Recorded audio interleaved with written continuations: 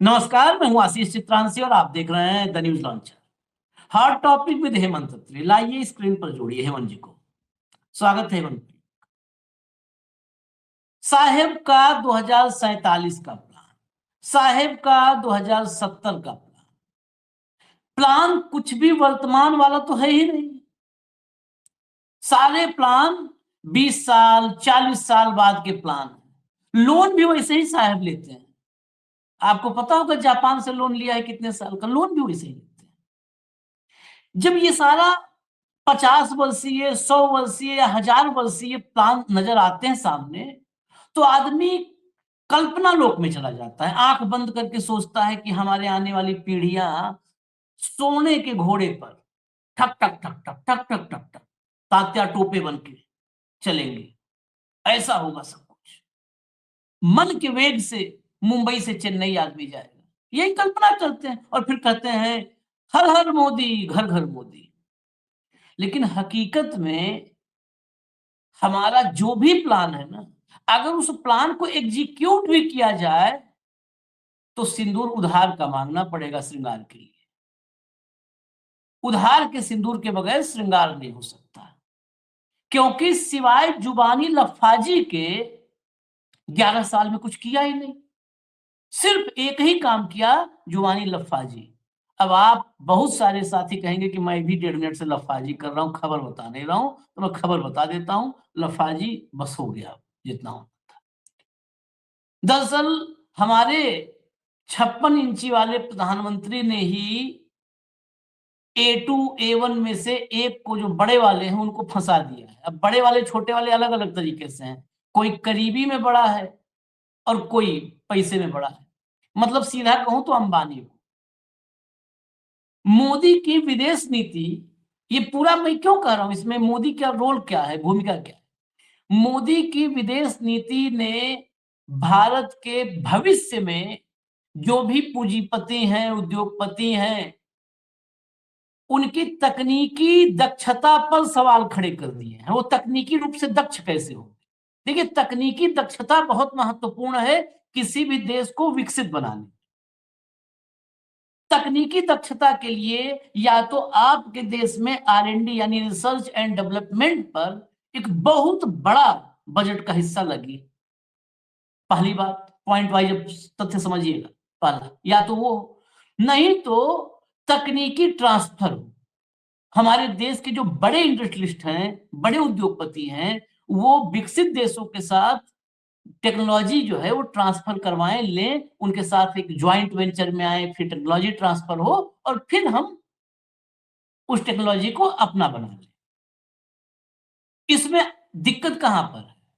इसमें दिक्कत है भारत की फॉरेन पॉलिसी पर। ये मेरा अपना मानना है, बाकी हेमंत भाई बता देंगे। अब खबर दिखा दीजिए और फिर चलते हैं इसके भीतर।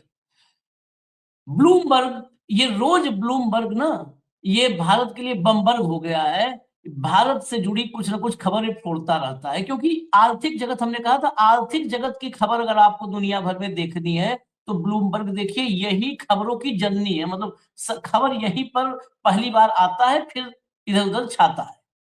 Reliance halts cell making plan after failed bid for China tech. आगे बढ़िए, ये पूरी खबर भीतर क्या है अभी आगे चर्चा में बताया जाएगा। रिलायंस की बैटरी योजना पर चीन का ब्रेक। जो लिथियम बैटरी बनाने की योजना थी, ये बहुत बड़ी, ये भारत के लिए एक बहुत बड़ा मतलब माइलस्टोन होता, उस पर ब्रेक। कैसे पूरा होगा मुकेश अंबानी का यह सपना? आगे, चीन ने लगा दिया अड़ंगा, रुक गया रिलायंस का बड़ा प्रोजेक्ट, मुकेश अंबानी ने किया है बड़ा निवेश। हटा दीजिए। कुल मिलाकर के लिथियम बैटरी, अगर बहुत शॉर्ट में मैं कहूं, सरल भाषा में जितना मेरी क्षमता है समझने की, लिथियम बैटरी का प्लान था, चीन से तकनीकी लेना था,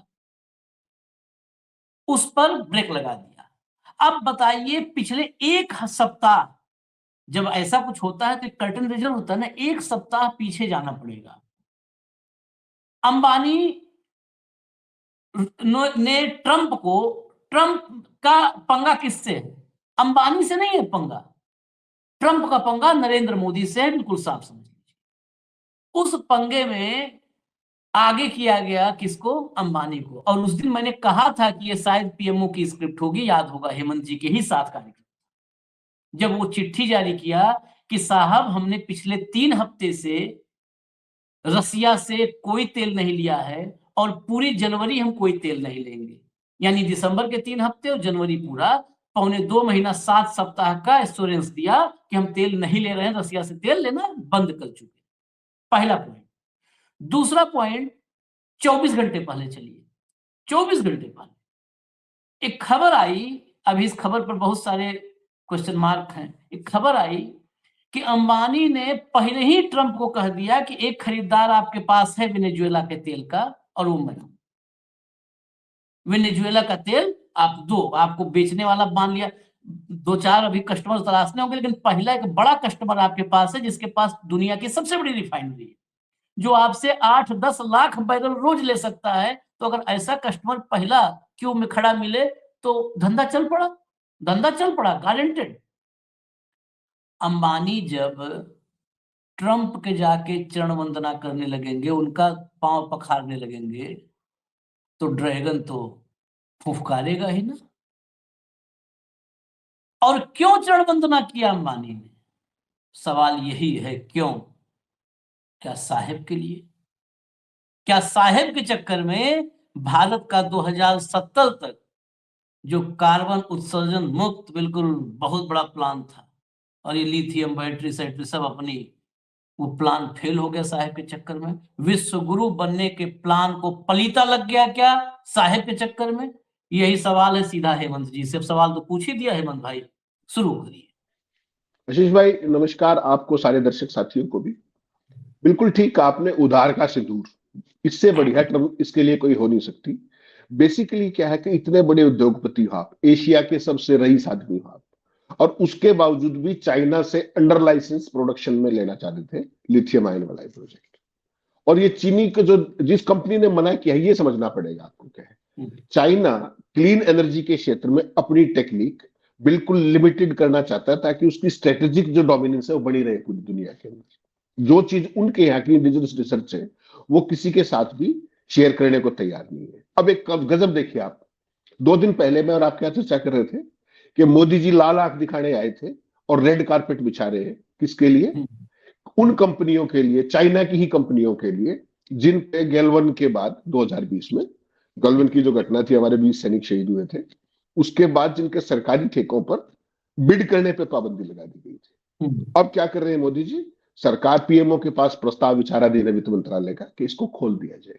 ठीक, एक तरफ ये है, आप रेड कारपेट बिछा रहे हो। और चाइना ने क्या किया, चाइना सरकार ने, कि जो इस तरह की टेक्नोलॉजी है इंडिजिनस, क्योंकि हमें पूरी दुनिया पे स्ट्रेटेजिक डोमिनेंस रखनी है, रणनीतिक बढ़त रखनी है, इसलिए ये टेक्निक भारत को देने से मना कर दिया गया। मुकेश अंबानी बहुत ही एडवांस स्टेज पे थे इस सारी बातचीत के लिए, लेकिन उसको मना कर दिया गया। और जो ये कंपनी थी जिसके साथ वो ये करना चाह रहे थे, श्यामे लिथियम, इसने मुकेश अंबानी को साफ साफ मना कर दिया कि सरकार की नीतियों के चलते हम ये नहीं कर सकते। बेसिकली इलेक्ट्रिक वाहनों की जो बैटरी थी उसकी खींचतान के बीच चीन की ये कंपनी ने 2019 में शुरुआत की थी आशीष भाई, 2019 में, आज से 6 साल पहले।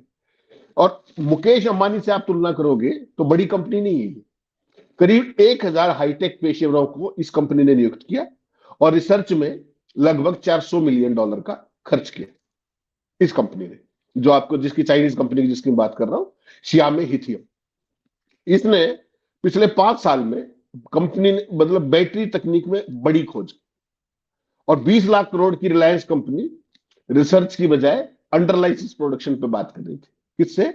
चाइना से, चाइना की कंपनी से। जबकि वहां ये पता है कि वहां पर किस तरह का कंट्रोल है सरकार का, स्ट्रेटेजिक जो भी उनकी चीजें हैं। तो अपना जो मुकेश अंबानी को क्या करना चाहिए था, अगर कोई वास्तव में वो कंट्रीब्यूशन करना चाह रहे थे देश के स्तर पे, तो उनको करना चाहिए था कि आप इस पर रिसर्च करते, इंडिजिनस रिसर्च करते और प्रोजेक्ट को आगे बढ़ाते। उन्होंने रिसर्च की बजाय चाइना से अंडर लाइसेंस प्रोडक्शन की बात की, सरकार ने मना कर दिया। अंबानी जी क्या करते हैं? अंबानी एक बैटरी नहीं बनाएंगे, असेंबल करना चाह रहे थे, अब वो भी गए। सवाल ये है कि भारत की जो कंपनियां, इतनी बड़ी कंपनी जो एशिया में सबसे बड़े रईस मुकेश अंबानी हैं, उनकी प्रायोरिटी क्या है? वो रिसर्च पर क्यों नहीं खर्च करते? वो कभी तो चिड़ियाघर पे पैसे खर्च कर रहे होते, कभी हजारों करोड़ रुपए बेटे की शादी पे कर रहे होते, रिसर्च और रोजगार पे उनका कोई ध्यान ही नहीं। हर चीज को पैसे से तोलने की वो आदत। अब चीन ने जो ठेंगा दिखाया है वो अपने आप में काफी शर्मनाक है भारत के पूरे इंडस्ट्री सेक्टर के लिए, for the very simple reason कि इतनी बड़ी कंपनी चाइना की एक अपने से बहुत छोटी कंपनी से, और उसने उसको ना कर दिया। ये अपने आप में बहुत ही महत्वपूर्ण चीज है और ये बड़ा झटका भी है। अब इसमें सवाल ये है कि ये सारे का सारा प्रोजेक्ट चला कहां से था, इस पे ध्यान देना पड़ेगा आपको। भारत और एशिया के सबसे बड़े रईस आपको पता है मुकेश अंबानी। इसी साल अगस्त 25 में उन्होंने शेयरधारकों को क्या कहा था? उन्होंने कहा था कि रिलायंस की बैटरी बनाने की गीगा फैक्ट्री 2026 में शुरू हो जाएगी, यानी कि इसी साल। इससे पहले रिलायंस ने साल 2021 में 4 गीगा फैक्ट्री बनाने की घोषणा की थी। ये ग्रीन एनर्जी बिजनेस पर 10 अरब डॉलर, मुकेश अंबानी की कितनी बड़ी योजना है। ग्रीन एनर्जी में बिजनेस पर 10 अरब डॉलर के निवेश का हिस्सा था। लेकिन रिलायंस की अंदरूनी टीम ने अब यह निष्कर्ष निकाला है कि अगर चीन की भरोसेमंद सेल तकनीक नहीं मिली तो लागत बहुत बढ़ जाएगी और काम पूरा करने में भी जोखिम होगा। समझिएगा, अपनी रिसर्च नहीं की, खुद क्या कर रहे हैं, बेटे की शादी में हजारों करोड़ रुपए, ठीक, 10-10 जगह पे वो शोध नहीं करेंगे, रिसर्च नहीं करेंगे। चाइना जैसा देश वो एक बार 1 मिनट के अंदर किसी भी कंपनी को मना कर सकता है कभी भी। तो मोदी जी उनको रेड कार्पेट वेलकम दे रहे हैं, उन्होंने टेक्निक देने से मना कर दिया। फिर रिलायंस के अंदर दूसरी चली कि वहां पर यह विकल्प चला कि इसी टेक्निक को जापान, यूरोप या दक्षिण कोरिया की किसी वैकल्पिक उससे वो लेके देख ले, उसका मूल्यांकन कर लेते हैं। लेकिन उसे बड़े पैमाने पर भारत में इस्तेमाल करने के लिए बहुत महंगा पड़ता वो, और बहुत ज्यादा कंपटीशन होता। और भारत लंबे समय से अपनी खुद की बैटरी बनाने की क्षमता विकसित करना चाहता है, ये सबको पता है। तो चाइना ने मना कर दिया, अंडर लाइसेंस प्रोडक्शन से भी मना कर दिया। और अब जो सारी स्थितियां हैं, 2022 में आपको ध्यान होगा रिलायंस की जो रिन्यूएबल एनर्जी यूनिट थी, रिलायंस न्यू एनर्जी, उन 3 कंपनियों में से एक थी जिसने भारत सरकार के प्रोडक्शन लिंक्ड इंसेंटिव प्रोग्राम के तहत बैटरी सेल प्लांट करने की बोली की थी, जीती थी। ये इलेक्ट्रिक वाहनों के लिए जो आयातित ये सारी चीजें थी उसको कम करने की सरकार की कोशिश का हिस्सा था। और इसमें याद रखिएगा $10 बिलियन की सब्सिडी मिलनी थी, $10 बिलियन की मुकेश अंबानी को, $10 बिलियन, वो जो प्रोडक्टिविटी लिंक इंसेंटिव बोलते हो ना, तो ये सरकार की मेन प्रायोरिटी का हिस्सा था जिसको मुकेश अंबानी ने टेकअप किया था। लेकिन मेरा सवाल आपसे ये है कि इतनी बड़ी कंपनी, एशिया का सबसे बड़ा रईस, दुनिया का 8वें 10वें नंबर का रईस, वो अपनी रिसर्च क्यों नहीं करना चाहता? चीन की जिस कंपनी ने मना किया तो बहुत ही छोटी कंपनी है भाई साहब, और ये तो 2019 की कंपनी है। रिलायंस तो कितनी बड़ी कंपनी है, कितनी पुरानी कंपनी। इसने केवल $400 मिलियन लगाए और 1000 हाईटेक प्रोफेशनल्स उनको हायर किया और 5 साल में टेक्निक डेवलप कर दी। अपने हाथ पे कौन सी टेक्निक डेवलप की? आप तो वहां पे कल डमरू बजा रहे थे, डमरू नहीं बजा रहे थे। सोमनाथ मंदिर से आपने वो शोभा यात्रा निकली, प्रधानमंत्री, भाई देवताओं की शोभा यात्रा तो निकलती थी, या प्रधानमंत्री जी की शोभा यात्रा निकल रही है, तो आप तो उस काम में व्यस्त हो। डमरू बजाओ, ढोल बजाओ, आपको क्या पता, आप तो पीएलआई कर दो, प्रोडक्टिविटी लिंक इंसेंटिव। सामान कहां से आ रहा है, टेक्निक कहां से आ रही है, आपको कुछ पता ही नहीं। एप्पल को जो बन रहा है अपना बेंगलोर में तमाम जगह पे हमारे यहाँ, उसको पीएलआई दे रहे हो ना आप, उसमें अपना क्या है? कोई उसका एक कंपोनेंट इंडियन है? कुछ नहीं, खरीद इंपोर्ट कर करके लाते रहिए। और भाषण में क्या कहते हैं, दुनिया के दूसरे सबसे बड़े प्रोड्यूसर हम। भैया तुम्हारा क्या है उसके अंदर? आप जिसको प्रोडक्शन कहते हो, मेक इन इंडिया कहते हैं, वो असेंबल इन इंडिया है, that is not making in India. सारे इक्विपमेंट बाहर से आए, आपने जोड़ दिए खा करके। तो ये टेक्निक जो थी, जब मुकेश अंबानी, आप केवल एक बात सोचिए, $10 बिलियन का सब्सिडी मिल रही हो, अब उस काम में भी अगर आप अपनी रिसर्च नहीं करोगे, उसके लिए भी चीन पे डिपेंड होगे, तो आपके मेक इन इंडिया को सलाम है फिर, और क्या ही कह सकते। सोच करके तो देखिए एक बार, $10 बिलियन भाई साहब, उसका सब्सिडी मिलनी थी इंडिया इसको, मुकेश अंबानी को, और चाइनीज कंपनी ने मना कर दिया। क्यों? सरकार का कंट्रोल रिजीम है। भारत को आप कुछ भी कहते रहिए, आप लाल कारपेट बिछाइए, कुछ करते रहिए, उनको तो ये पता है ना भारत के साथ क्या स्ट्रेटेजिक संबंध रखने, कितने रखने। आपका तो उनके बिना गुजारा नहीं।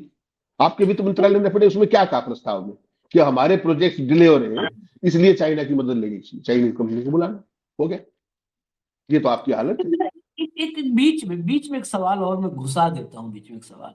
ये अभी हम सिर्फ चाइनीज कंपनी और चाइना के पॉलिसी तक हम देख रहे हैं। मैं चाहता हूं कि इस चश्मे में जो अभी एक तरफ से देख रहे हैं, दोनों तरफ से देखिए जरा। क्या ये भारत जो है वो नहीं हो गया है कि दो आदमी लड़ेंगे, कोई भी दो लड़े तो वो दो लड़ेंगे तो दोनों इतने ताकतवर है कि एक दूसरे पर हाथ नहीं उठाएंगे। बीच में एक आता है कि अरे भाई साहब आप चुप रहिए, तो एक थप्पड़ दे देता है कि तू कौन है बीच में बोलने वाला, फिर कहता अरे ये नहीं चुप रहेंगे, आप ही चुप रहिए, वो इधर से एक थप्पड़ दे देता है।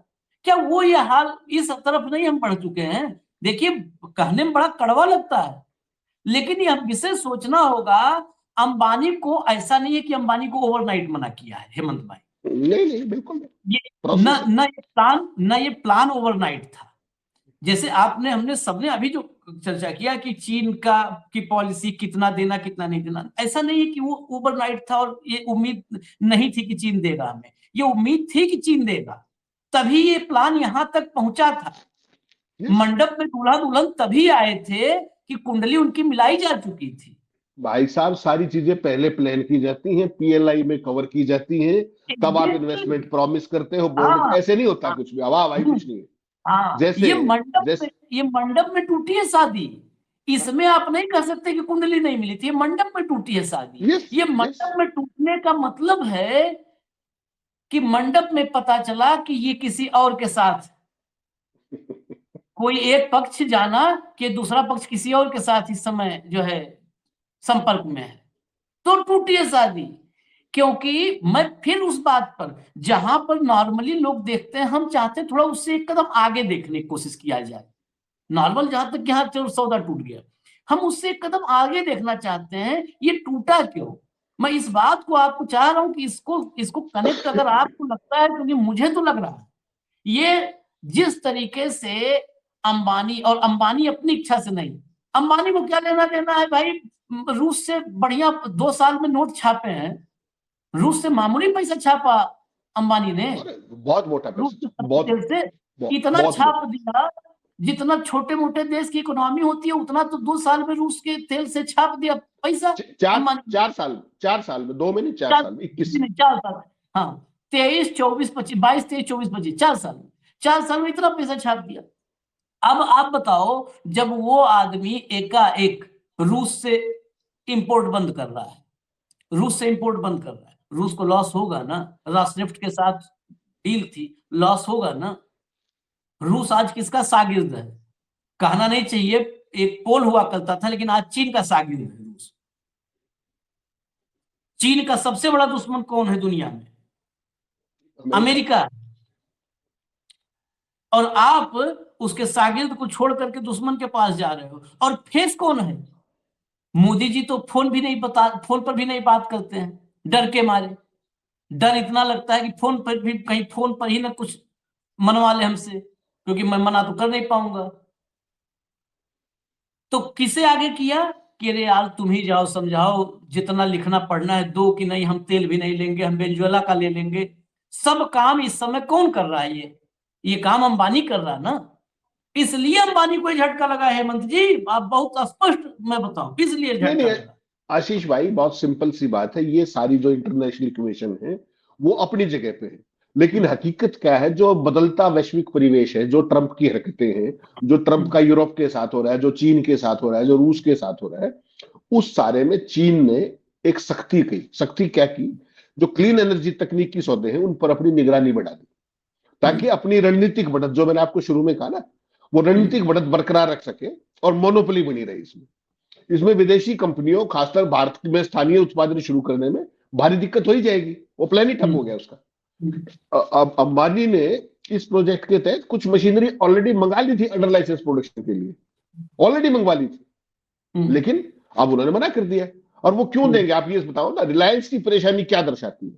जो रिलायंस के साथ ये हुआ है, अब जो है प्रधानमंत्री मोदी क्या है, 2000 आपने ओपनिंग में कहा था 2070 तक कार्बन जीरो लक्ष्य, उसको कैसे हासिल करोगे आप? कोई प्रगति तो है ही नहीं इसमें। और बेसिकली रिलायंस कुछ भी कहता रहे कि कुछ गड़बड़ नहीं हुआ और नहीं हुआ है, हकीकत यह है कि जो इंडिया की जितनी भी कंपनियां हैं उनकी बैटरी स्टोरेज क्षमता बढ़ाने की दौड़ में है वो, लेकिन सारी की सारी तकनीकी बाधाओं से जूझ रही है।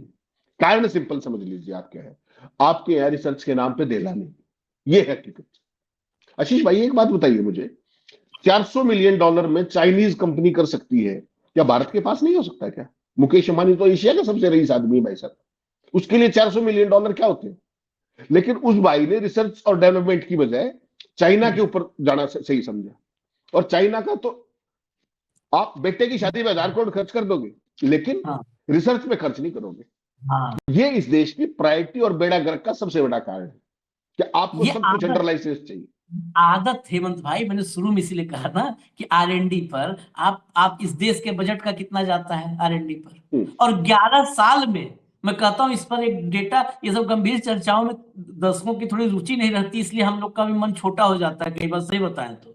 नहीं तो मैं डेटा एक एक साल का दिखाऊं कि R&D पर बजट का कितना परसेंट 2014 में था, मनमोहन सिंह के सरकार में कितना था, अब कितना है, वो टोटल अमाउंट कितना है R&D का, और विकसित देशों में रिसर्च एंड डेवलपमेंट पर बजट का कितना हिस्सा जाता है, कितना बड़ा अमाउंट जाता है, ये देख करके आंख खुल जाएगी। यहाँ पर ये कांवड़ियों पे पुष्प वर्षम मुझे लगता है ज्यादा पैसा चला जाता है रिसर्च एंड यस, डेवलपमेंट।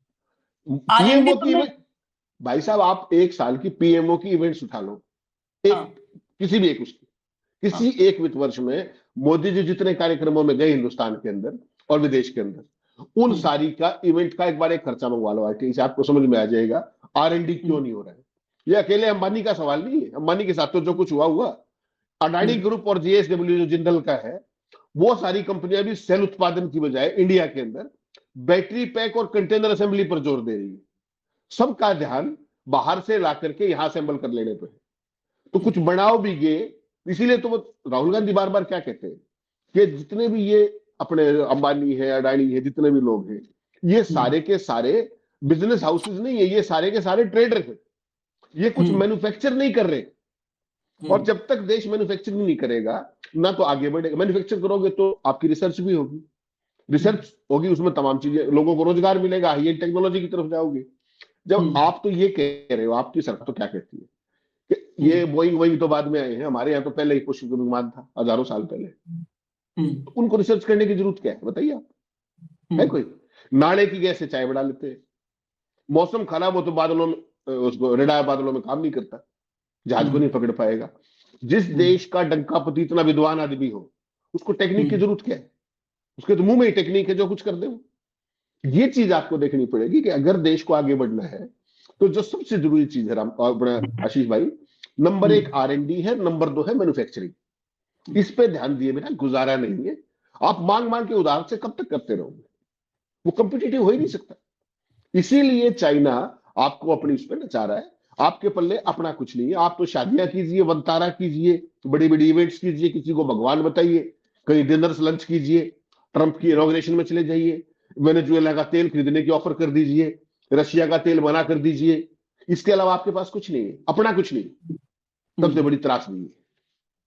मैं एक बात चलते चलते इस कार्यक्रम के अंत में जोड़ दूं, R&D किसी भी देश में सबसे इंपॉर्टेंट चीज है। हमारे देश में रिसर्च एंड डेवलपमेंट का कोई मतलब लोग जानते ही नहीं, हम लोग बोल रहे हैं तो बहुत सारे लोग जानते भी नहीं। बेसिकली रिसर्च एंड डेवलपमेंट बच्चों में जहां पर होता है ना कि बचपन से ही साइंटिफिक टेम्परामेंट डेवलप करना है, तब होता है। यहाँ पर तो बचपन से ही साइंस जो है और साइंटिफिक टेम्परामेंट इसको कुंद किया जाता है। आपको बता रहे हैं, रिसर्च एंड डेवलपमेंट का एक बेजोड़ नमूना आपको मैं दिखाता हूं इस कार्यक्रम के अंत में, तब इजाजत लेंगे। दरअसल हमारे यहाँ गोबर गोबर से जो है कैंसर के इलाज पर 3.5 करोड़ रुपए फूका गया है। सुनवाइएगा।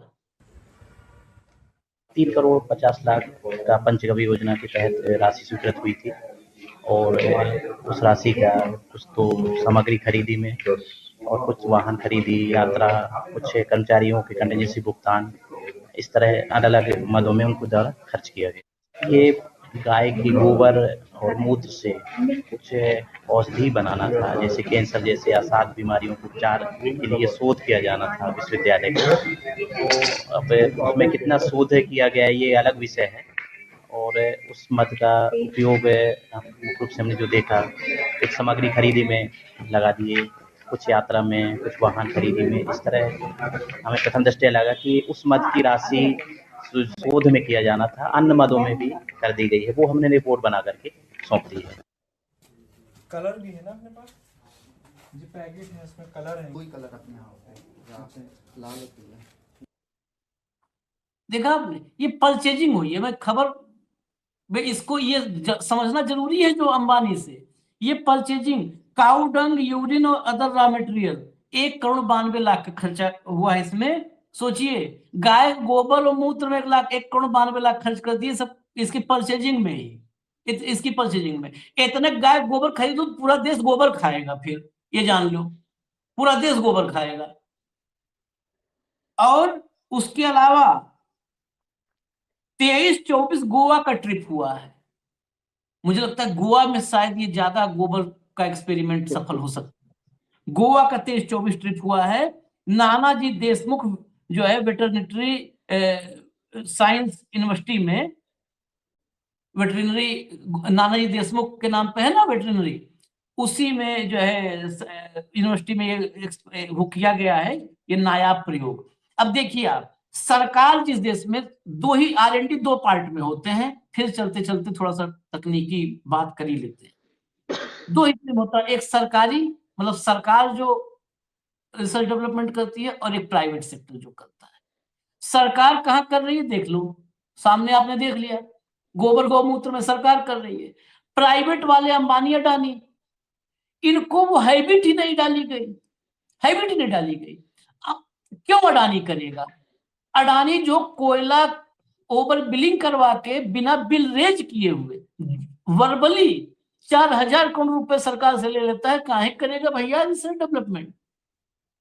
उसका सारा रिसर्च फरेब पे है, फरेब का रिसर्च कर रहा है, काहे करेगा रिसर्च? उसको कहोगे कि जो है वो पोर्ट बनाने के लिए भी नहीं, कुछ कोशिश करना है, सरकार के पोर्ट ले लो, सरकार के एयरपोर्ट ले लो, पैसा चाहिए सरकार से लोन ले लो, सरकार के फाइनेंशियल इंस्टीट्यूशन से लोन ले लो। तो जब सब सरकार से मिल रहा है तो क्यों R&D पे पैसा खर्च करना? यहां न हर्रे न फिटकरी, रंग चोखा, पैसा छापो दनादन, उसके लिए मशीन लगा लो, पैसा छापो, गिनो उसको। इजाजत दीजिए हमें, यही है देश का भविष्य। जिस देश में, मैं बार बार 3 दिन से रिपीट कर रहा हूं, जिस देश में मेडिकल कॉलेज बंद होने पर ढोल नगाड़े बजाए जाएं, उससे अभागा देश नहीं हो सकता है। ये नोट कर लीजिएगा, अभागा देश कोट अनकोट का अभागा देश नहीं होता है, अभागा देश नहीं होता। उस देश के उस भूभाग पर जो लोग विराजमान है ना, जब वो अभागे हो जाते हैं तो देश अभागा हो जाता है। ये ढोल पीटने वाले इस भारत माँ की किस्मत पर कालिख पोत रहे हैं, कालिख पोत रहे हैं, कालिख पोत रहे हैं, पूरी जिम्मेदारी इसका। बताइए, मेडिकल कॉलेज, इंजीनियरिंग कॉलेज बंद होने पे जिस देश में जश्न मनाया जाए, उस देश का कौन मालिक? भगवानों नहीं बचा पाए इस देश को। इजाजत दीजिए, धन्यवाद हेमंत भाई, बहुत बहुत धन्यवाद, नमस्कार।